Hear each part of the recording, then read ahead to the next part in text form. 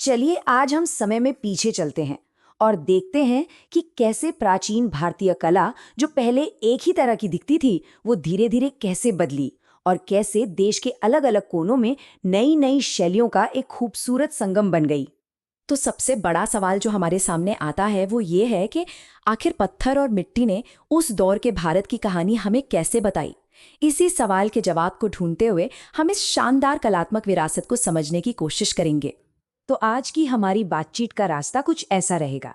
सबसे पहले हम प्राचीन भारत की कलात्मक विरासत पर एक नजर डालेंगे। फिर मौर्य काल की कला यानी चट्टान और मिट्टी की कला को समझेंगे। उसके बाद देखेंगे कि मौर्यों के बाद कला में क्या बड़े बदलाव आए और फिर मूर्तिकला की उन 3 महान शैलियों को जानेंगे।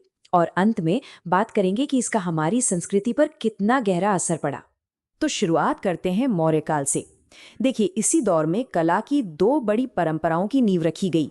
एक तो थी चट्टानों को तराश कर कमाल की इमारतें बनाना और दूसरी थी मिट्टी के बर्तनों की एक बहुत ही खास कला। अब ये जो चट्टानों को काट कर गुफाएं बनाने का हुनर है ना, इसके सबसे पुराने सबूत हमें मिलते हैं बिहार की बराबर और नागार्जुनी पहाड़ियों में। कहते हैं कि सम्राट अशोक ने इन्हें आजीवक संप्रदाय के जो साधु संत थे उनके रहने के लिए बनवाया था। इन गुफाओं की 2 बातें तो वाकई हैरान कर देती हैं। पहली, इनकी अंदर की दीवारें, उन पर ऐसी जबरदस्त पॉलिश की गई है कि आज भी शीशे की तरह चमकती हैं। और दूसरी बात, इनके जो दरवाजे हैं वो भी बहुत कलात्मक हैं। जैसे कि लोमस ऋषि गुफा को ही देख लीजिए।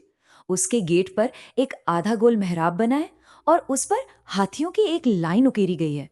कमाल की बात यह है कि वो हाथी एकदम सजीव लगते हैं, ऐसा लगता है जैसे वो चल रहे हों। अच्छा, मौर्य काल में सिर्फ पत्थर पर ही नहीं, मिट्टी पर भी कमाल का काम हुआ। उस दौर में एक खास तरह के बर्तन बनाए जाते थे जिन्हें नॉर्दर्न ब्लैक पॉलिश्ड वेयर या NBPW कहते हैं। ये बहुत ही चिकनी मिट्टी से बनते थे और इनकी चमक, वाह क्या कहने, बिल्कुल अनोखी और शानदार। ज्यादातर ये खाने की प्लेटों और छोटे कटोरों के लिए इस्तेमाल होते थे। चलिए अब मौर्यों के बाद के दौर में चलते हैं। जब मौर्य साम्राज्य का दौर खत्म हुआ तो राजनीति में बड़े बदलाव आए और इसका सीधा असर कला पर पड़ा। अब कला को राजाओं के अलावा दूसरे लोगों से भी सहारा मिलने लगा और नतीजा, देश के अलग अलग हिस्सों में कला की अपनी अपनी शैलियां पनपने लगी। हर एक की अपनी अलग पहचान थी। और इसी नए दौर में मूर्ति कला की 3 बड़ी और बहुत ही महत्वपूर्ण शैलियां सामने आईं। ये देश के 3 अलग अलग कोनों में विकसित हुई और तीनों की अपनी अपनी खासियत थी। इनके नाम थे गांधार, मथुरा और अमरावती। तो अब हम इन तीनों ही कमाल की शैलियों को थोड़ा करीब से देखेंगे और समझने की कोशिश करेंगे कि इनमें क्या खास था, ये एक दूसरे से कैसे अलग थीं। ये टाइमलाइन हमें एक अंदाजा देती है कि ये तीनों शैलियां कब अपने चरम पर थीं। गांधार शैली लगभग 50 ईसा पूर्व से 500 ईस्वी तक चली। मथुरा शैली पहली से तीसरी शताब्दी ईस्वी के बीच फली फूली और अमरावती शैली का विकास सातवाहन काल में हुआ। तो आप देख सकते हैं कि इनके समय में थोड़ा ओवरलैप भी था। अब जरा इस टेबल पर नजर डालिए। यहाँ तीनों शैलियों की तुलना की गई है। इससे इनके बीच का फर्क एकदम साफ हो जाता है। जैसे इनका इलाका देखिए, गांधार शैली पंजाब से अफगानिस्तान तक फैली थी, मथुरा शैली मथुरा में थी और अमरावती आंध्र प्रदेश में। इन पर असर भी अलग अलग था। गांधार पर ग्रीक, रोमन और ईरानी प्रभाव दिखता है, जबकि मथुरा और अमरावती पर देसी यानी यहीं की परंपराओं का असर था। पत्थर भी अलग अलग इस्तेमाल हुए। गांधार में काला या ग्रे पत्थर, तो मथुरा में चित्तीदार लाल बलुआ पत्थर।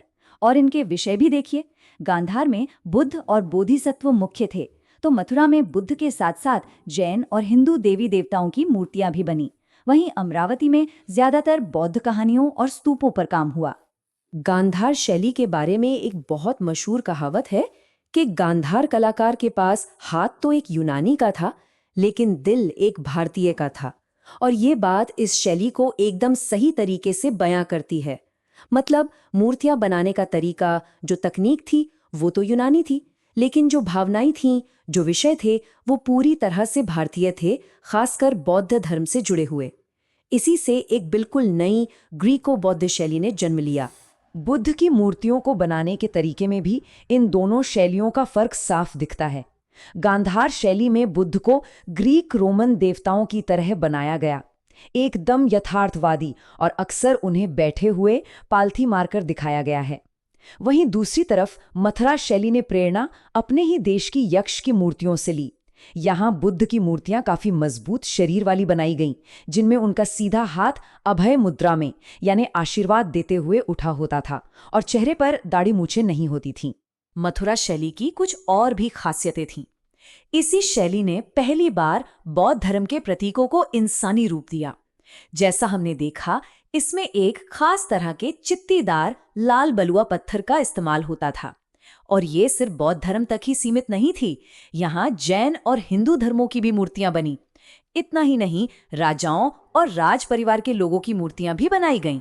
ये शैली कुषाणों के समय में खूब फली फूली और बाद में गुप्त काल में तो ये और भी निखर गई।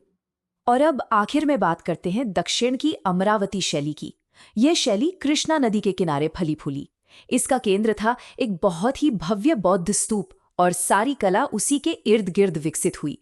देखिए, ये शैली आज के आंध्र प्रदेश में सातवाहन काल में विकसित हुई थी। जैसा मैंने बताया, इसका केंद्र एक बहुत बड़ा स्तूप था, जिसके टूटे हुए हिस्से आज लंदन के म्यूजियम में रखे हैं। लेकिन सबसे बड़ी बात यह है कि अमरावती शैली का असर सिर्फ भारत तक ही सीमित नहीं रहा।